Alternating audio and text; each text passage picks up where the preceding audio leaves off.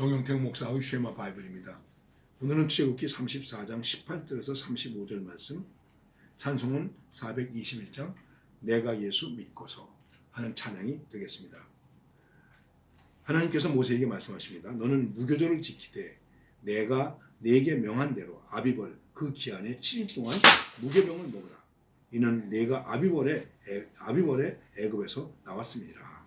그리고 그 다음에 하시는 말씀은 무릇 초태생은 다 내 것이며 무릇 네 가축의 수컷 처음 난 우양도 다 그러하며 이렇게 말씀하십니다. 그리고 그 다음에 또 말씀하십니다. 너는 엿새 동안 일하고 제7일에는 쉴지니 밭 갈 때나 거둘 때에도 쉴지며 그 다음에 77절 곧 맥주의 초실절을 지키고 가을에는 수장절을 지키라. 그래서 너희 모든 남자는 매년 3번씩 주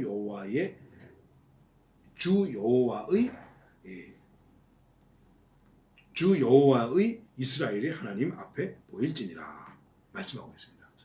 자, 하나님께서 은혜를 주셨습니다. 그리고 그 은혜를 기억하기 위해서 무교절, 이건 유교절, 유월절과 같은 것입니다. 그리고 안식일, 그 다음에 77절, 오순절이죠. 오순절이라고 말하는 것입니다. 초실절이라고도 말합니다. 맥주절이라고도 말합니다. 그 다음에 가을의 수장절, 이 절기를 지켜야 됩니다. 그래서 안식일을 빼고 1년에 적어도 3번은 하나님께 나와서 자기 자신을 보여야 한다 하는 것을 말씀하고 있는 것입니다. 이렇게 하나님의 말씀을 받는데 그 말씀을 얼마 동안 받게 되느냐면 모세가 여호와와 함께 40일 40야를 거기 있으면서 떡도 먹지 아니하였고 물도 마시지 아니하였으며 여호와께서는 언약의 말씀 곧 10개를 그 말들의 기록, 그 판들에 기록하셨더라. 모세가 만들어 가지고 간 판에 10계명을 기록해 주셨습니다. 그리고 거기서 하나님과 기도하면서 하나님의 말씀을 들었는데 40일을 한마디로 말하면 금식한 것입니다. 떡도 먹지 않고 물도 먹지 마시지 아니했다. 대단한 것이죠, 여러분. 그래서 그 하나님의 은혜의 말씀을 가지고 내려옵니다. 우리가 참 중요하게 생각할 것은 무엇이겠습니까? 언약을 회복하시는 하나님은 그 언약의 회복을 우리에게 구체적으로 제시해 주십니다.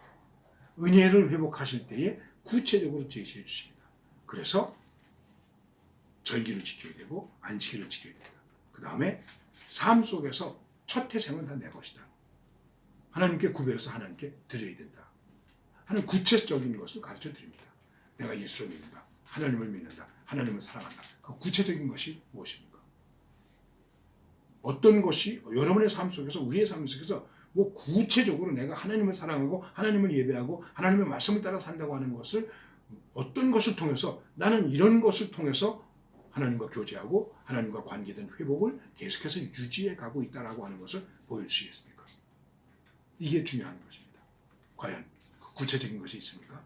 어떤 사람들은 하나님 앞에 11조를 드린다든지 또 우리가 하나님께 헌신한다든지 그런 것에 대해서 교회에 가면 뭐 돈을 많이 내라고 그래. 또 임직할 때 뭐 임직자 헌금을 해야 된다고 그래. 그래서 그 비난하는 사람들도 있습니다. 근데 여기서 우리가 생각해야 될 것이 있습니다. 그것은 무엇이냐면 내가 하나님의 사람으로 일한다고 할 때 하나님의 사람으로 일한다고 하는 헌신한다고 하는 그거의 구체적인 표현이 무엇이냐 말이죠. 그걸 말하는 것입니다. 자, 결혼하기 위해서 약혼하죠. 나는 당신을 사랑합니다. 구체적인 표가 무엇입니까? 반지를 주잖아요. 그리고 같이 살잖아요. 이것을 말하는 것입니다. 초태생은 내 것이다. 안식일을 지켜라. 주일을 지킨다는 것. 이게 내가 하나님을 사랑하는 증거야. 꼭 교회 가야만 되나? 그럼요. 하나님께는 나아가야죠. 집안에 가만히 앉아가지고 소파에 앉아가지고 편안히 텔레비 바라보면서 거기서 말씀을 들으면서 거기서도 좋은 말씀 들을 수 있죠. 은혜 받았다. 물론 그게 가능한 것일 수도 있는 것이죠. 그러나 내가 하나님을 섬긴다고 할 때 그 섬기는 표현 구체성 중에 하나는 무엇입니까? 교회에 나가는 것입니다. 제단에 엎드리는 것입니다. 하나님께 나를 보이는 것입니다. 이것이 굉장히 중요한 것입니다. 그리고 이렇게 하나님의 말씀을 가지고 40일 동안 금식기도 하고 산에서 내려올 때 성경이 말씀하고 있습니다. 산에서 내려올 때에 모세는 자기가 여호와와 말씀하였음을 인하여 얼굴 꺼풀이 광채가 나나 깨닫지 못하였더라. 모세의 얼굴에서 광채가 납니다. 근데 모세는 깨닫지 못하였다. 모세는 은혜 받은 얼굴을 하고 있었습니다. 모세는 뭐라는 거예요? 사람들이 알았어요. 아주 간단한 거예요. 여러분과 제가 은혜 받은 것을 사람들이 보고 먼저 아는 거예요. 내가 은혜 받고 사는 사람인지 아닌지 사람들이 먼저 압니다. 내가 은혜 받았다, 뭐 40일 금식 기도해가지고 뭘 받았다, 이렇게 말하지 않아도 다 알게 되어 있는 거예요. 어떤 광채가 납니까? 어떤 광채를 보여주십니까? 어떤 빛을 보여줍니까? 지금 우리 많은 그리스도인들이 바로 여기에서 실패하고 있는 거예요. 예배하고 내려오는 성도들의 얼굴 모습에서 그것이 나타나고 있습니까? 하나님을 찬양하고 기도하고 내려오는 성도들의 그 발걸음 속에서, 모습 속에서 그 모습이 나타나고 있습니까? 이것이 중요한 것입니다. 나중에 백성들이 아이고 모세의 얼굴에서 광채가 나네. 그리고 모세를 이렇게 두려워하게 되었습니다. 그래서 모세가 백성들하고 얘기할 때 수건으로 자기를 가리우게 되었습니다. 그리고 다시 또 수건을 거두기도 했습니다. 모세의 얼굴의 광채를 보고 모세가 여호와께 말씀하러 들어가시기까지 다시 수건으로 자기 얼굴을 가리웠더라.